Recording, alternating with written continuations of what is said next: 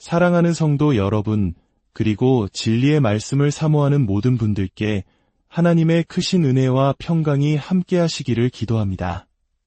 오늘 우리는 성경의 마지막 책이자 많은 이들에게 두려움과 오해의 대상이 되어온 요한계시록의 첫 장을 함께 열어보려 합니다. 본격적인 말씀에 앞서 잠시 여러분의 도움이 필요합니다. 이 영상의 좋아요를 누르고 구독을 통해 저희와 동행해 주시는 것은 어둠 속에서 등불 하나를 더 밝히는 것과 같습니다. 여러분의 작은 손길이 이 귀한 말씀이 더 많은 영혼에게 닿게 하는 통로가 됩니다. 이 빛을 나누는 일에 동참하시는 모든 분들의 삶 가운데 주님의 놀라운 축복이 가득하기를 소망합니다. 잠시 함께 기도하겠습니다.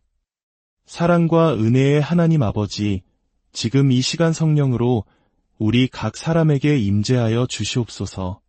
굳게 닫혔던 마음의 문을 활짝 열어주시고 요한계시록을 통해 우리에게 말씀하시는 주님의 영광스러운 모습을 바라볼 수 있는 영적인 눈을 열어주시옵소서.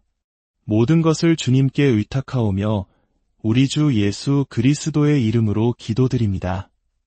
아멘. 이제 성경 요한계시록 한 장을 펼쳐보겠습니다. 1절은 이렇게 시작합니다. 예수 그리스도의 계시라. 계시라는 단어는 헬라어로 아포칼립시스입니다. 이 단어는 흔히 세상의 종말이나 대재앙을 떠올리게 하지만 그 본래의 뜻은 덮개를 벗기다, 숨겨진 것을 드러내다, 즉 베일 벗기기입니다.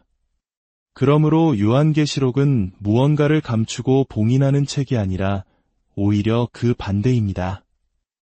예수 그리스도에 대한 놀라운 진실의 베일을 벗겨 우리에게 환히 보여주는 책인 것입니다.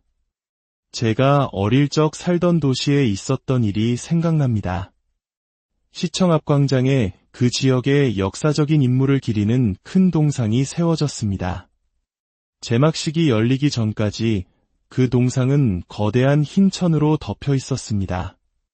사람들은 천 너머의 모습이 어떨지 궁금해하며 웅성거렸습니다.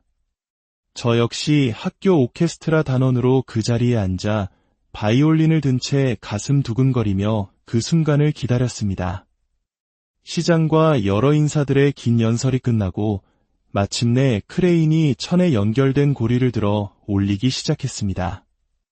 천이 서서히 벗겨지면서 감춰져 있던 웅장한 동상의 모습이 드러나는 순간 광장에 모인 모든 사람들이 탄성을 질렀습니다. 바로 그 순간이 아포칼립시스, 즉 계시의 순간이었습니다. 감춰졌던 실체가 마침내 드러난 것입니다. 많은 사람들이 요한계시록은 봉인된 책이라 말하며 읽기를 주저합니다. 하지만 오늘 말씀은 정반대를 선언합니다. 이 책은 봉인된 책이 아니라 오히려 봉인을 떼고 덮개를 열어 예수 그리스도께서 장차 이루실 일들을 우리에게 보여주는 열린 책입니다. 하나님께서 예수 그리스도께 주시고 예수께서는 천사를 통해 그의 종 요한에게 보여주신 미래에 대한 영광스러운 그림입니다. 요한은 이 계시를 어떻게 받았을까요? 대부분 환상을 통해 받았습니다. 환상이란 우리의 육신의 눈으로는 볼 수 없는 영적인 세계를 들여다보는 것입니다. 하나님께서 우리의 영안을 열어주실 때 우리는 시간과 공간을 초월한 영원의 세계를 엿볼 수 있습니다. 그곳에서는 과거, 현재, 미래가 동시에 존재합니다. 그래서 요한은 주의 날에 내가 성령에 감동되어 라고 말하며 아직 일어나지 않은 미래, 즉 주님의 날에 일어날 일들을 미리 볼 수 있었던 것입니다.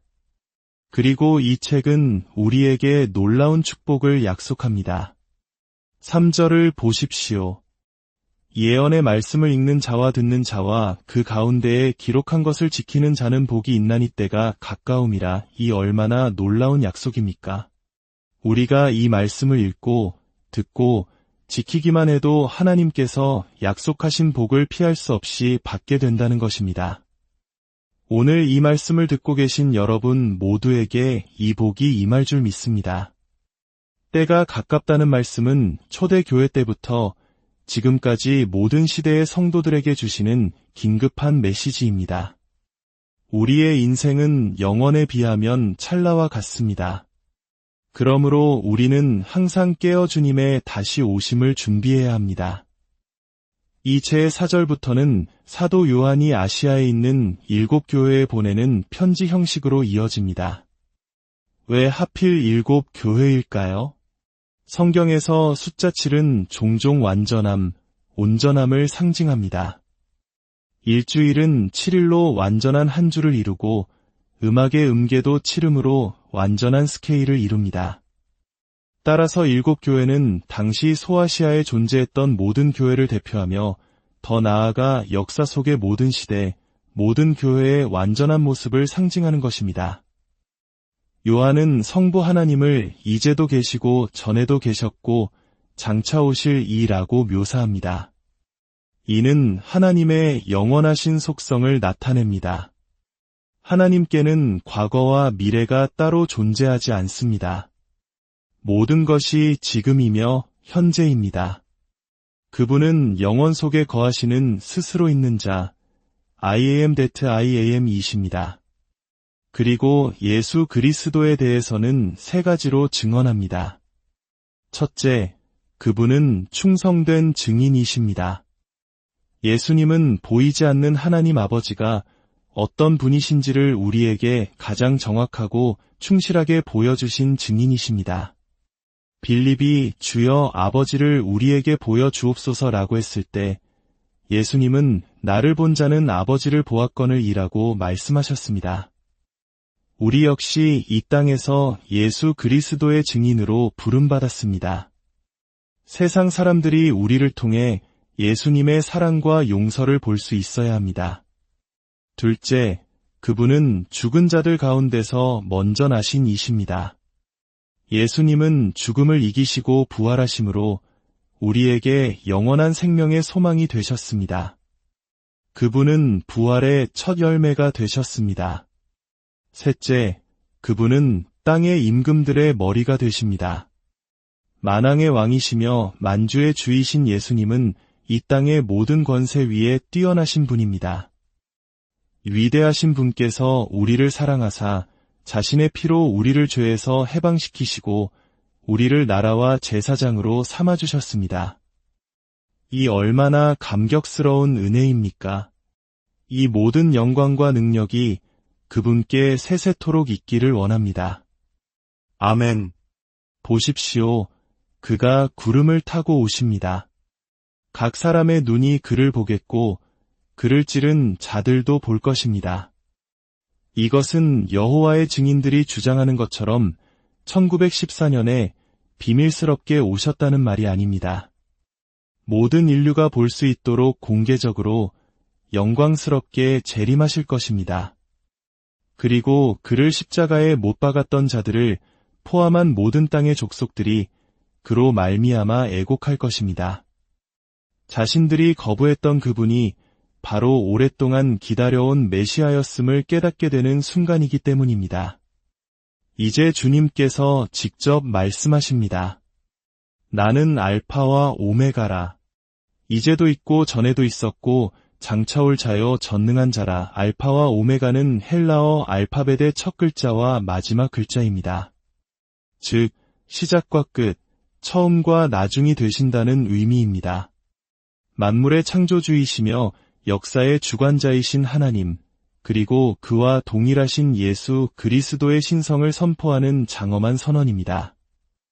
이제 요한은 자신이 이 계시를 받게 된 배경을 설명합니다. 그는 예수님의 말씀을 전하고 증언했다는 이유로 반모라 하는 거친 바위섬에 유배되어 있었습니다. 다른 사도들은 모두 순교했지만 하나님께서는 90세가 넘은 늙은 사도 요한을 남겨두셨습니다. 바로 이 마지막 책, 요한계시록을 기록하게 하기 위함이었습니다. 가장 어둡고 외로운 고난의 현장이 가장 영광스러운 계시의 장소가 된 것입니다. 그는 주의 날에 성령에 감동되어 등 뒤에서 나는 나팔 소리 같은 큰 음성을 듣습니다. 그 음성은 나는 알파와 오메가여 처음과 마지막이니 내가 보는 것을 두루마리에 써서 에베소, 서머나, 버가모, 두아디라, 사대, 빌라델비아, 라오디게아 등 7교회에 보내라고 명령합니다. 요한이 몸을 돌이켜 말하는 이를 보았을 때 그는 7금 촛대와 그 촛대 사이에 계신 인자 같은 이를 보게 됩니다. 그 모습은 인간의 언어로는 다 표현할 수 없을 만큼 영광스러웠습니다. 발에 끌리는 긴 옷을 입고 가슴에는 금띠를 띠셨습니다. 그의 머리와 털의 희기가 흰 양털 같고 눈과 같았으며 그의 눈은 불꽃 같았습니다. 그의 발은 풀무불에 단련한 빛난 주석 같았고 그의 음성은 많은 물소리와 같았습니다. 복음서의 저자 중 그 누구도 예수님의 외모를 구체적으로 묘사하지 않았습니다. 그분의 눈동자 색이나 머리 모양에 대한 기록은 어디에도 없습니다. 우리가 아는 예수님의 모습은 모두 화가들의 상상력의 산물일 뿐입니다. 신약 성경에서 예수님의 모습을 묘사한 유일하고도 가장 장엄한 장면이 바로 여기에 있습니다. 부활하시고 승천하신 영광 가운데 계신 주님의 참모습입니다. 그의 오른손에는 7별이 있었고 입에서는 좌우에 날성검이 나왔습니다. 그의 얼굴은 해가 힘있게 비치는 것 같았습니다. 이토록 압도적인 영광 앞에 90세의 늙은 사도 요한은 죽은 자같이 그 발 앞에 엎드러질 수밖에 없었습니다. 그때 주님께서 오른손을 그에게 얹고 말씀하십니다. 두려워하지 말라. 나는 처음이요 마지막이니 곧 살아있는 자라. 내가 전에 죽었었노라. 볼지어다 이제 세세토록 살아있어 사망과 음부의 열쇠를 가졌노니 할렐루야. 우리의 주님은 죽음을 이기시고 부활하사 사망과 지옥을 다스리는 권세를 가지신 분입니다. 그 어떤 마술사도 죽음에서 벗어날 수 없었지만 오직 예수님만이 죽음을 정복하시고 우리에게 영원한 생명의 길을 열어주셨습니다. 그리고 19절에서 주님은 요한계시록 전체를 이해하는 열쇠, 즉 지도를 우리에게 주십니다. 그러므로 내가 본 것과 지금 있는 일과 장차될 일을 기록하라. 이것이 바로 요한계시록의 3가지 구분입니다. 첫째, 내가 본 것은 요한이 한 장에서 본 영광스러운 예수님의 모습입니다. 둘째, 지금 있는 일은 2장과 3장에 기록된 7교회의 모습, 즉 오늘날 우리가 살고 있는 교회 시대를 의미합니다. 셋째, 장차될 일은 4장 이후부터 기록된 교회 시대 이후에 일어날 미래의 일들을 가리킵니다. 이 구조를 이해하는 것이 요한계시록을 올바로 해석하는 데 매우 중요합니다. 이 열쇠를 놓치면 우리는 혼란에 빠져 이 책을 오해하게 될 것입니다. 마지막으로 주님은 환상의 비밀을 직접 설명해 주십니다. 내가 본 것은 내 오른손의 7별의 비밀과 또 7금 촛대라. 7별은 7교회의 사자여 7촛대는 7교회니라. 사자는 헬라어로 앙겔로스이며 메신저를 의미합니다. 즉 7별은 7교회의 지도자들, 말씀을 전하는 자들을 상징합니다. 그리고 7촛대는 바로 교회 자신입니다. 여기서 우리는 2가지 놀랍고 이로가 되는 사실을 발견합니다. 첫째, 교회의 지도자들은 주님의 강력한 오른손에 붙들려 있다는 것입니다. 이 얼마나 든든하고 영광스러운 일입니까? 둘째, 그리고 가장 중요한 것은 주님께서 지금 이 순간에도 7금 촛대, 즉 교회들 사이를 거닐고 계시다는 사실입니다. 예수님은 2-3 사람이 내 이름으로 모인 곳에는 나도 그들 중에 있느니라고 약속하셨습니다. 그렇습니다. 주님은 2000년 전 갈릴리 해변에만 계셨던 분이 아닙니다. 부활하신 주님은 보이지 않지만 지금 바로 여기에 우리와 함께 계십니다. 엠마오로 가던 제자들과 동행하셨던 것처럼, 의심하던 도마에게 나타나셨던 것처럼 풍랑 속에서 바울과 함께 하셨던 것처럼 주님은 오늘 예배하는 우리 가운데 그리고 여러분 각자의 삶의 한가운데에 임재하여 계십니다. 그분은 우리의 필요를 채우시고 상처를 어루만지시며 우리를 새로운 길로 인도하기 위해 여기에 계십니다. 주님은 교회의 머리이실 뿐만 아니라 교회의 심장이 되셔서 우리와 함께 숨쉬고 계십니다. 사랑하는 여러분, 요한계시록은 결코 두려움의 책이 아닙니다. 이 책은 만왕의 왕이신 예수 그리스도의 영광스러운 모습을 드러내고 그분이 교회를 얼마나 사랑하시며 지금도 우리 가운데 살아 역사하시고 마침내 모든 것을 이기고 승리하실 것이라는 위대한 소망을 선포하는 책입니다.